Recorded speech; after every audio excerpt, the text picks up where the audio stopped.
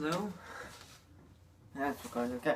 Welcome to my fourth part of A Christmas Carol. I'll be reading the first part of Stave 3, the second of the Three Spirits. Let's begin. Scrooge awoke in his bedroom. There was no doubt about that. But it and his own adjoining sitting room, into which he shuffled in his slippers, attracted by a great light there, had undergone a surprising transformation. The walls and ceiling were so hung with living green that it looked like a perfect grove. The leaves of holly, mistletoe, and ivy reflected back the light as if many little mirrors had been scattered there. And such a mighty blaze went roaring up the chimney as the petrification of a hearth had never known in Scrooge's time, or Marley's, or for many and many a winter season gone. Heaped upon the floor to form a kind of throne were turkeys, geese, game, brawn, great joints of meat, sucking pigs, long wreaths of sausages, mince pies, plum puddings, barrels of oysters, red-hot chestnuts, cherry-cheeked apples, juicy oranges, luscious pears, immense 12th cakes, and great bowls of punch. In easy state upon this couch there sat a giant glorious to see, who bore a glowing torch, in shape not unlike Plenty's horn, and who raised it high to shed its light on Scrooge as he came peeping around the door. Come in, and know me better, man. I am the ghost of Christmas present. Look upon me, you have never seen the like of me before. Have never walked forth with the younger members of the family, meaning for I am very young. My eldest brother is born in these late years, pursued the phantom. I don't think I have. I'm afraid I have not. Have you had many brothers? More than 1,800. A tremendous family to provide for, Spirit. Conduct me where you will. I went forth last night on compulsion and learnt a lesson which is working now, tonight. If you have aught to teach me, let me profit by it. Touch my robe. Scrooge did as he was told and held it fast. The room and its contents all vanished instantly, and they stood in the city streets upon a snowy Christmas morning. Scrooge and the ghost passed on, invisible, straight to Scrooge's clerks, and on the threshold of the door the spirit smiled and stopped to bless Bob Cratchit's dwelling with the sprinkling of his torch. Think of that! Bob had but 15 bob a week himself. He pocketed on Saturdays but 15 copies of his Christian name, yet the ghost of Christmas present blessed his four-roomed house. Then up rose Mrs. Cratchit's wife. I don't know why I was able to read that.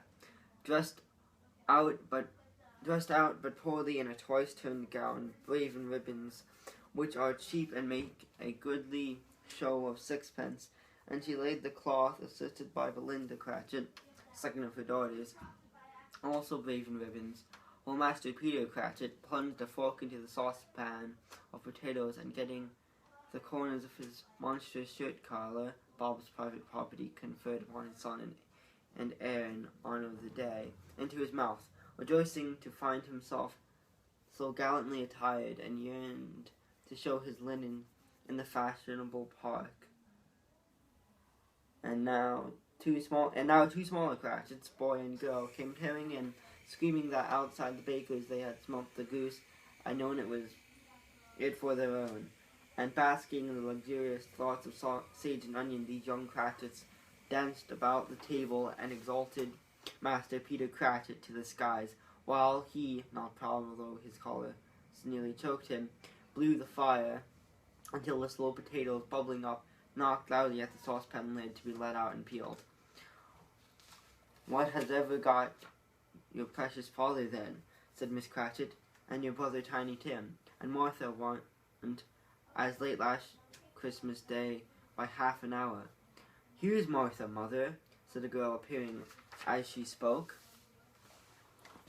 Here's Martha, mother, cried the two young Cratchits. Hurrah! There's such a goose, Martha. Why, bless your heart alive, my dear. How late you are, said Miss Cratchit, kissing her a dozen times, and taking off her shawl and bonnet for her. We'd a deal of work to finish up last night, replied the girl, and had to clear away this morning, Mother. Well, never mind, so long as you are here, said Miss Cratchit. Sit ye down before the fire, my dear, and have her warm. Lord bless ye. No, no, there's father coming, cried the two young Cratchits, whoever were at once. Hide, Martha, hide. So Martha hid herself, and in came little Bob.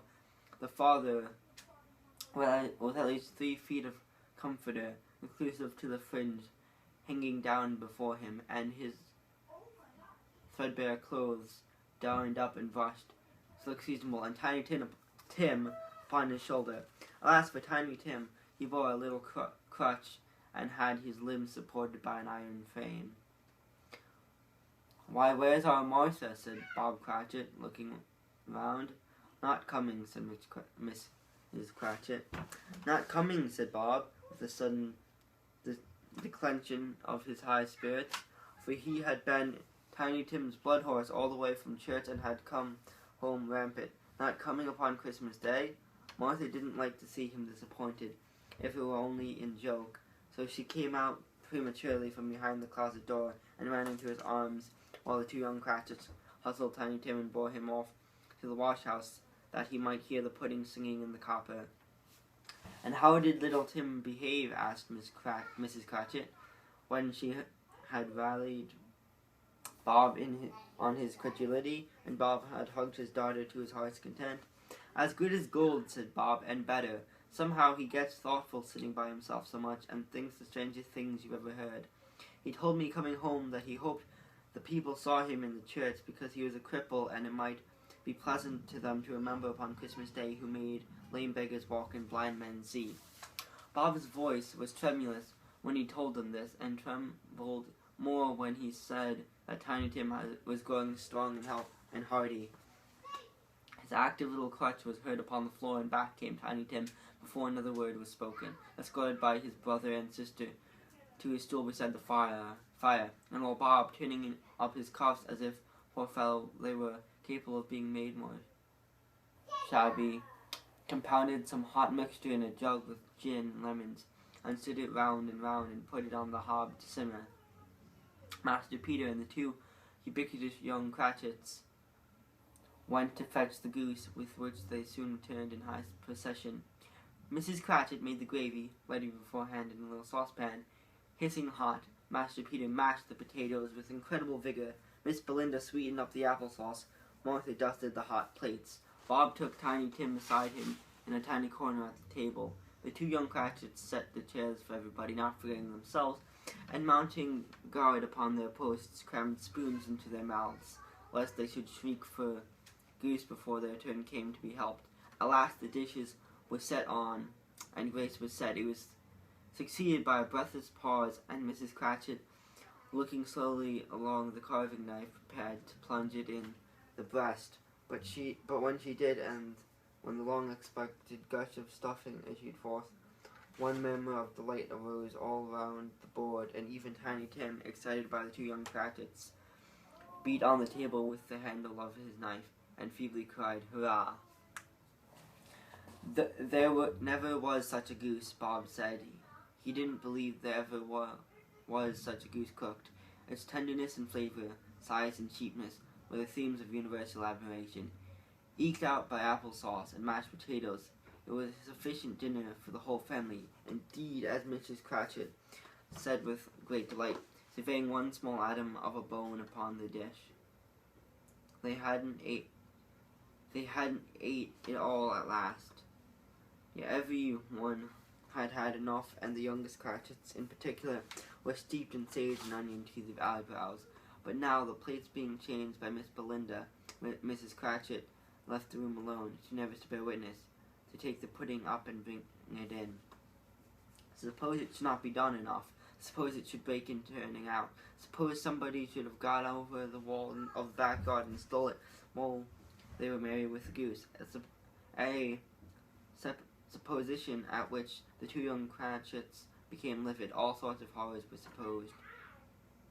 Hello, a great deal of steam. The pudding was out of the copper. It smelled like a washing day. That was the cloth. It smelled like an eating house and a pastry cooks next door to each other, with the laundries next door to that.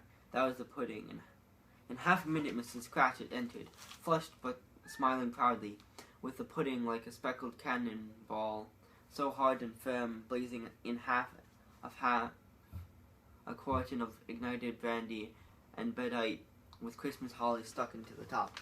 "Oh, wonderful pudding!" Bob Cratchit said, and calmly too, that he regarded it as the greatest success achieved by Mrs. Cratchit since their marriage. Mrs. Cratchit said that now the weight was off her mind, she could confess she had her doubts about the quantity of flour. Everybody had something to say about it, but nobody said or thought it was at all a small pudding for a large family. Any Cratchit would have blushed at the hint of such a thing. At last the dinner was all done. The cloth was cleared, the hearth swept, and the fire made up. The compound in the jug being tasted and considered perfect, apples and oranges put upon the table, and a shovelful of chestnuts in the fire. Okay, that is where I am going to stop for this video, since we're at like 11 and a half minutes. We're continuing next episode with the finishing up of the Cratchits, and after that we're going to finish up the rest of Stave 3. See you in the next episode.